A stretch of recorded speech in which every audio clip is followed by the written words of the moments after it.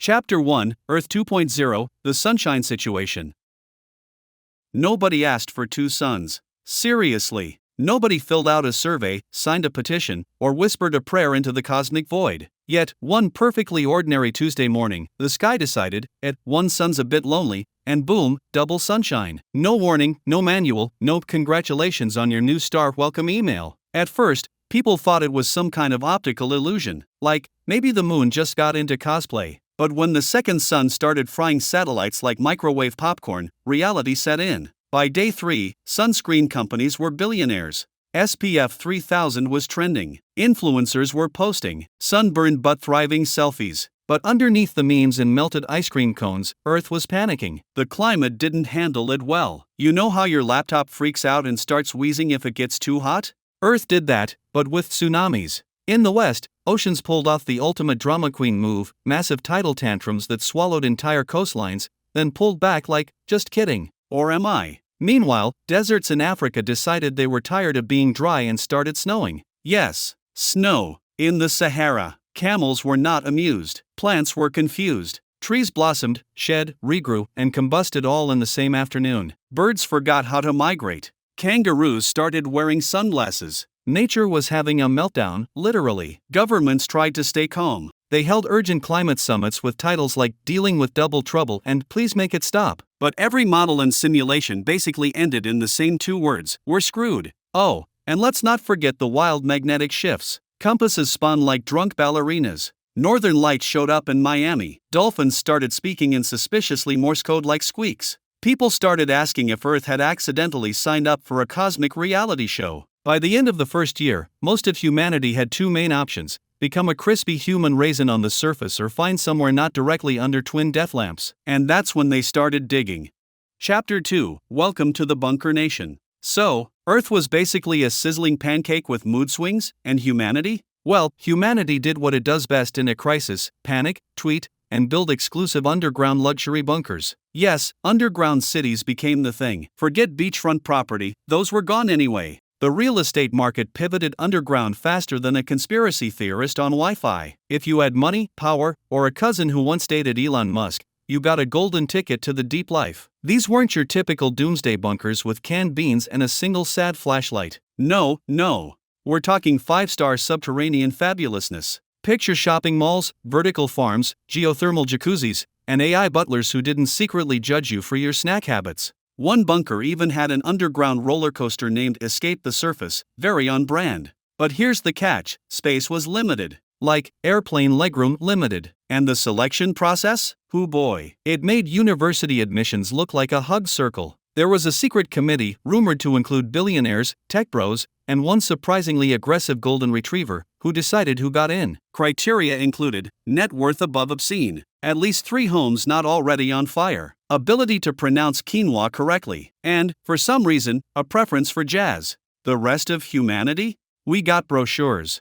Glossy, full-color brochures about hope, resilience, and consider becoming a mushroom farmer. Some tried to bribe their way in. One guy offered his entire crypto portfolio, which at that point was worth slightly less than expired yogurt. Others faked identities. No sir, I'm not Greg the barista, I'm Gregory Vanderbilt, heir to the oat milk empire. A few even tried digging their own bunkers, DIY style. Let's just say, the results were mostly holes and zero plumbing. Meanwhile, inside the bunkers, life was weirdly perfect. Too perfect. Everything was monitored by a cheery AI named Sunny. The irony. Sunny greeted residents every morning with motivational quotes like, "Good morning, Greg. Surface temperatures are fatal, but your skin is glowing." Of course, cracks started to show. Literally and metaphorically. People weren't designed to live underground forever. Some missed the sky. Some missed traffic. One guy claimed he missed pigeons, which really made everyone question his sanity. And somewhere above, on the crispy, glowing crust of the earth, something unexpected was starting to happen. But we'll get to that later.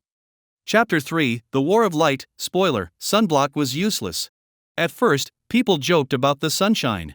Oh look, 2 suns, twice the vitamin D, twice the beach parties. Yeah, that optimism lasted about as long as a popsicle in Death Valley. See, after a few years of living under twin suns, things got complicated. The sunlight wasn't just bright anymore, it became aggressive, like it had personal beef with everything that cast a shadow. Forget sunburns. This was solar slap therapy. People started calling it light rage. Prolonged exposure caused migraines, paranoia, spontaneous arguments about pineapple on pizza, and in rare cases, sudden sock combustion. That's when shadow became more than just a place to sit. It became currency. Entire cities were abandoned in favor of shaded valleys, canyons, and anywhere the sun couldn't slap you. Some people even moved into massive cave systems and rebranded them as luxury shade havens. The marketing was strong, but they still smelled like bat pee. Others built makeshift shade fortresses, stacking debris, blacked out glass, and old IKEA furniture into bizarre Gothic castles. Anything to avoid the blinding rage of daylight. Umbrellas were now used like riot shields.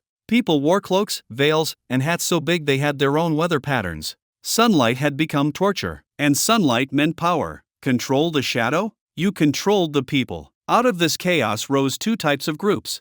The bright keepers, sun-worshipping radicals who believed light was purifying, and everyone should embrace the burn. They wore reflective armor and yelled things like the glow is truth, while chasing people with mirrors.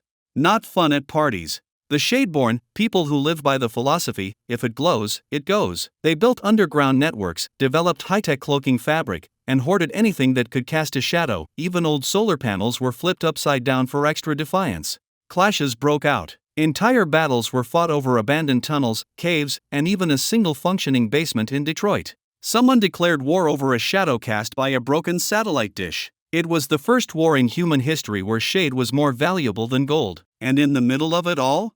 Those glowing-eyed kids from Chapter 4. Yeah, them. They didn't pick sides. They simply watched, camping on cliffs in the scorching heat, totally unbothered, sipping fermented cactus juice and whispering to lizards like it was the most normal thing ever. Some said they were planning something. Others said they were just vibing. But deep down, everyone knew the same thing. The world was splitting into two. Not above and below. Not rich and poor. But light and shadow. And this was only the beginning.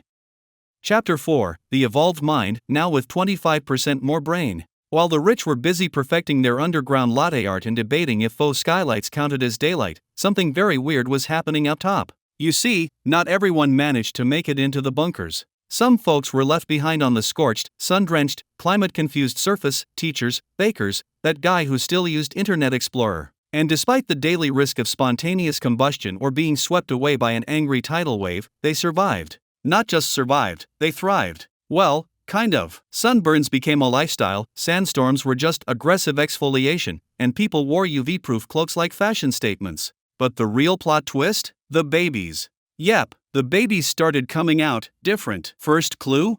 They didn't cry. They just stared at you with these giant golden eyes like, really? 2 suns and you still haven't figured out sunglasses? Some glowed slightly in the dark. One was caught floating 6 inches above the ground during nap time. And their brains? Let's just say one toddler hacked an underground AI using an Etch-a-Sketch. Scientists, those who hadn't turned into part-time goat farmers, began to study them. They coined the term, solar homo novus, which sounds fancy but roughly translates to sun kid with Wi-Fi in their brain. These kids had evolved photoreceptors that let them handle the double sunshine like pros. While adults melted faster than supermarket ice cream, these kids just stretched and yawned like they were at the beach. Their skin produced its own natural SPF, their eyes filtered out UV rays, and some were even rumored to photosynthesize, although that might have just been a kid pretending to be a plant to get out of chores. Mentally, they were on a whole new level. They didn't talk much at first, but when they did, it wasn't baby babble. It was things like, the sun is not angry. It's just evolving us faster than we planned. I dreamed in binary again last night. Pretty relaxing. And one particularly creepy 4-year-old said, the underground ones aren't ready. They're too soft. Then she went back to coloring. The adults didn't know whether to be proud or terrified. Mostly terrified. Meanwhile, down in the bunkers, rumors started spreading. Talk of the surface children with glowing veins, kids who speak to plants, and one who communicated telepathically with a raccoon and started a democracy. The elites laughed, until one of the bunker's surveillance drones caught a group of these kids casually walking through a sandstorm like it was a light breeze. One even waved at the camera. It was clear now, Earth hadn't given up. It had just skipped a generation. A new chapter of humanity was being written under twin suns, and the kids? They were holding the pen.